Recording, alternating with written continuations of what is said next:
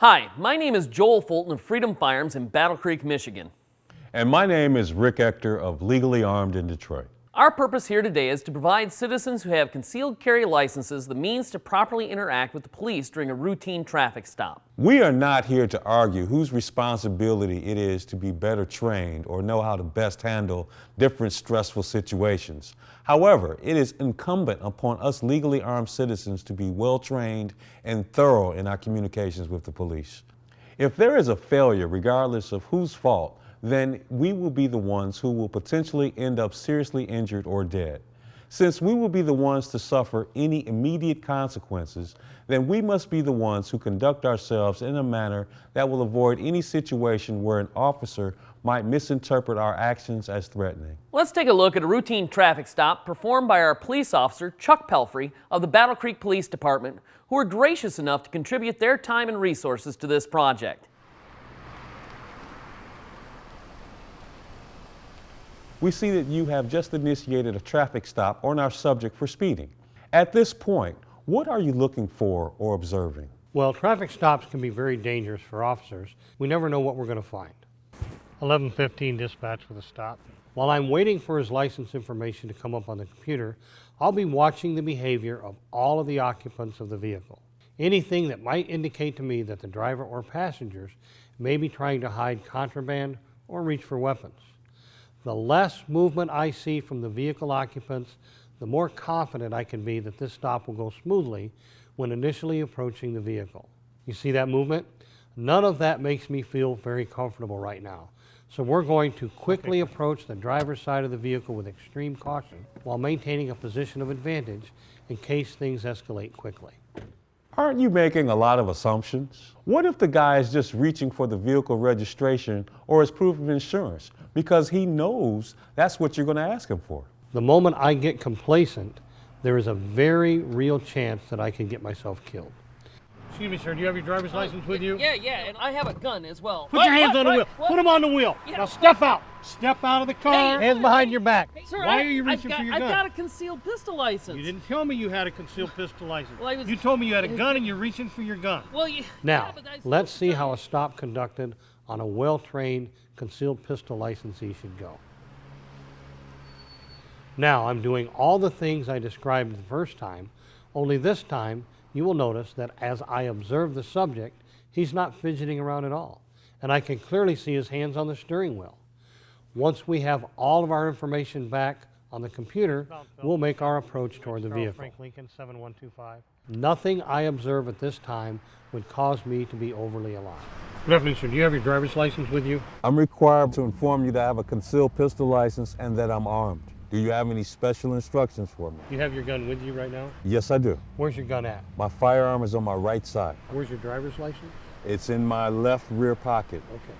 Don't touch your gun at all, but reach for your pocket and grab me your driver's license. Okay, I'm going to need to unbuckle my seatbelt if that's okay. Go ahead and do that.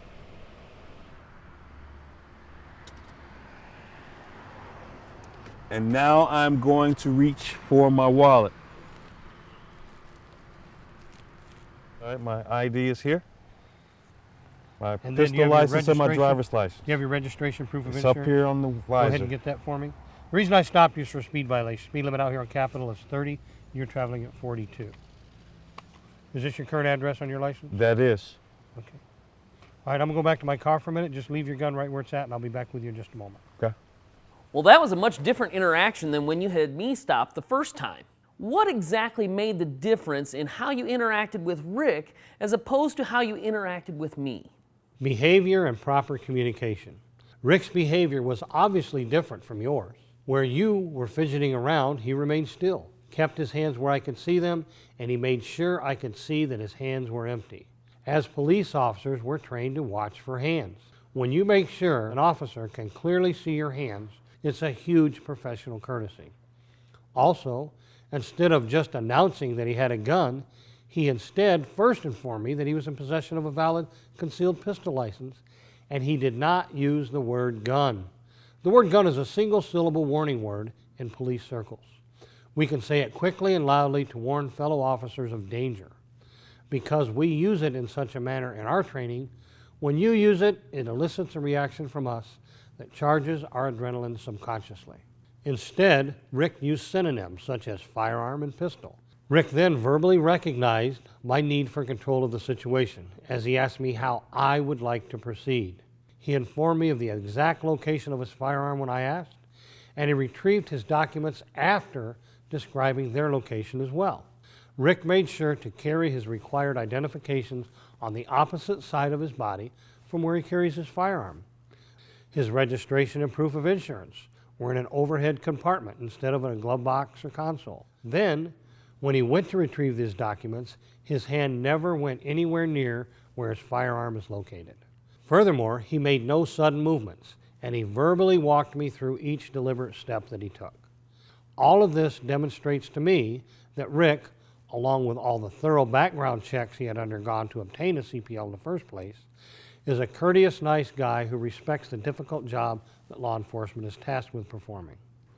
While Rick has broken the law, looking at his fairly clean driving record, I presume that if I give him a verbal warning, he will probably be more attentive to the task of driving. If he does that, then I've done my job. Thank you very much. Yep, thank you. I trust that this short instructional video has provided you with clarity in how you should conduct yourself as a concealed pistol licensee during a routine interaction with the police. Regardless of what is going on, the stop should go smoothly because you have clearly communicated with the officer and demonstrated clearly that you have given control of the situation to him. It is possible there could be extenuating circumstances that you are not aware of at the time. However, following these simple steps will help maintain a more positive interaction with the police. Watch this video several times if you need to, then practice these steps and be safe. Once again, we would like to extend a huge thank you to the Battle Creek Police Department for their assistance in the collaboration of the production of this training video in an effort to make sure concealed pistol licensees know how to professionally interact and stay safe. Thank you.